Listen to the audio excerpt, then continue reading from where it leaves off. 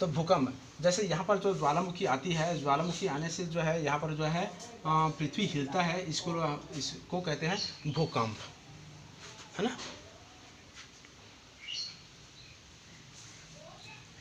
तीसरा हम लोग कह सकते हैं कि राजस्थान में शुष्क भागों में जो है अधिक वर्षा होती है। राजस्थान में बहुत कम वर्षा होती है, वहाँ पर शुष्क भाग होती है, तो वहाँ पानी का अभाव पाई जाती है, इसलिए वहाँ पर जो है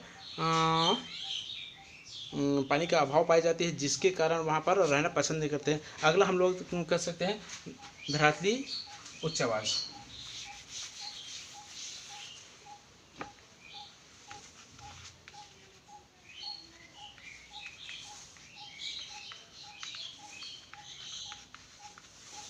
धरातली उच्चवास जो है वो भूमि का बनावट कैसी है, उस पर निर्भर करता है। जहाँ पर पर्वतीय भाग होंगे वहाँ पर रहना पसंद करें, अभी जैसे बताया था मैंने, है ना। तो पर्वतीय भागों में हम लोग ये देखते हैं कि पर्वतीय भाग जहाँ होती है वहाँ का घर जो होती है, वो सामने वाला जो घर होती है, मुख्य दरवाजे जो होती है वो बहुत मोटी सी होती है। इसके जो है जैसे यहाँ पर जो घर होती है तो इस प्रकार से होता है, या तो ये इस प्रकार से होता है, इस प्रकार से। जबकि पर्वतीय भागों पर किस प्रकार से होता है कि यह जो है ये मुख्य दरवाज़ा होता है, क्योंकि यहाँ से पानी जो आएगी और इस प्रकार से ढल जाए, इस प्रकार से होती है।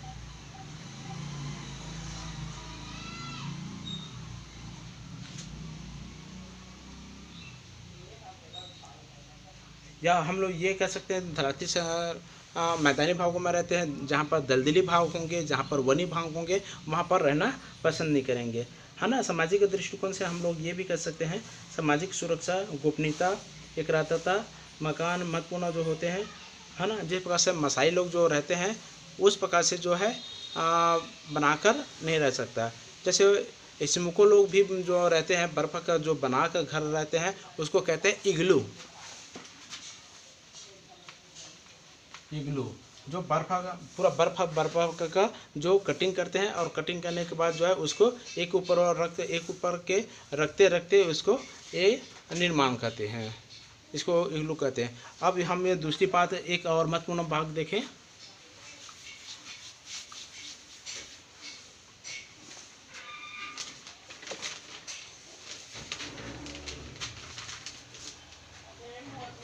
ग्रामीण अधिवास।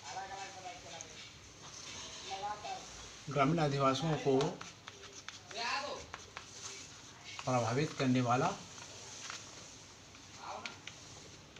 वाले तत्व। ग्रामीण अधिवासियों को ग्रामीण में जो बस्ती बसी जाती है वो कौन कौन सा ऐसा प्रभावित करते हैं, तो एक हम लोग कह सकते हैं प्राकृतिक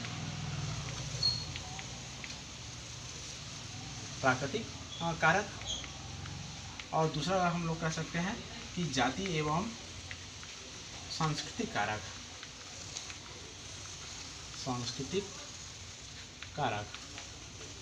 अब यहाँ पर बारी बारी से जो हम लोग देखें प्राकृतिक कारक किसे कहते हैं। अब ये देखें, प्राकृतिक कारक वह होता है, प्राकृतिक कारक उसे कहते हैं जो नेचुरल मत से तात्पर्य ये होता है कि प्राकृतिक को जो है मानव के द्वारा बनाई गई है, इसमें किसी प्रकार से कोई मानव के द्वारा इसको खरीदी नहीं गई है। जैसे मिट्टी है, भूमि का बनावट है, दलदली भाग है ना,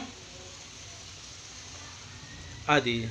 तो भूमि का बनावट है, अब भूमि का बनावट जो है मतलब वहाँ पर दलदली भाग होगा, जिस स्थान पर जो है दलदली भाग होगा, भूमि का बनावट यदि बंजर भूमि होगा दलदली भाग होगा, है ना, या तो फिर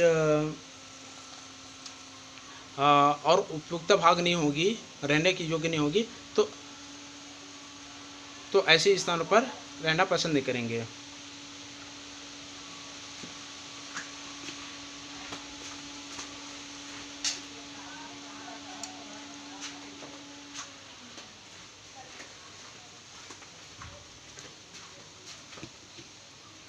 दूसरा हम लोग कह सकते हैं जलवायु। जहाँ पर जलवायु कठोर होगी वहाँ पर रहने योग्य नहीं होगा, वहाँ पर रहना कोई पसंद नहीं करेगा। जहाँ ज़्यादा अधिक गर्मी होती हो वहाँ पर रहना पसंद नहीं करेंगे। जहाँ पर जो हाँ कठोर शीत पड़ती होगी वहाँ पर रहना पसंद नहीं करेंगे। ज़्यादा वर्षा होती है वहाँ पर रहना पसंद नहीं करेंगे। जहाँ पर बिल्कुल वर्षा होती ही नहीं वहाँ पर भी रहना पसंद नहीं करेंगे, क्योंकि वहाँ पर पानी का अभाव रहेगा, तो उस जगह पर रहना पसंद नहीं करेंगे। तीसरा जो है मृदा की उर्वरकता। मृदा की मतलब कहीं पर जो है मृदा जो है बहुत ज़्यादा उपजाऊपन रहते हैं तो वहाँ पर रहना पसंद करेंगे। जहाँ मिट्टी जो है बंजर भूमि होगी तो वहाँ पर रहना पसंद नहीं करेंगे। इस प्रकार से जो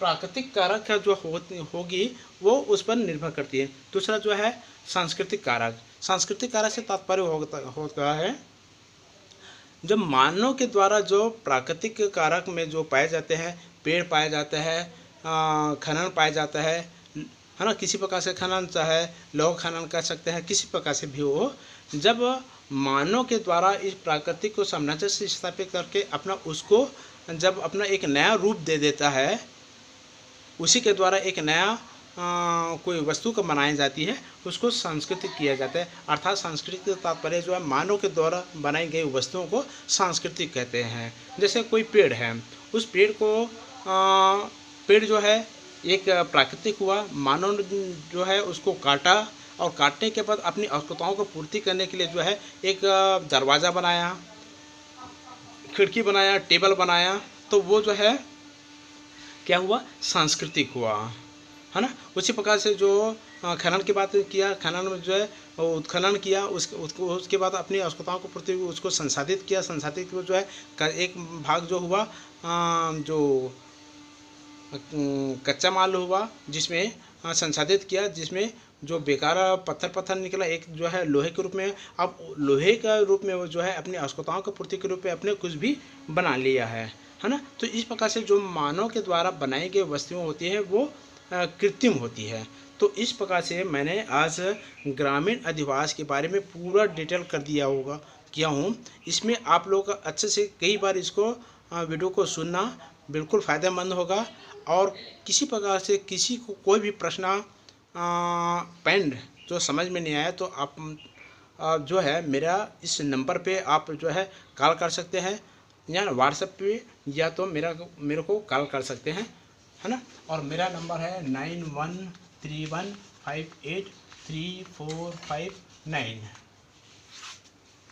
ये आज का क्लास मेरा समाप्त होता है। जब नेक्स्ट पीरियड में लूँगा तो ये ग्रामीण अधिवास हुआ, नेक्स्ट पीरियड में मैं नगरीय अधिवास लूँगा। जब तक ले आज्ञा।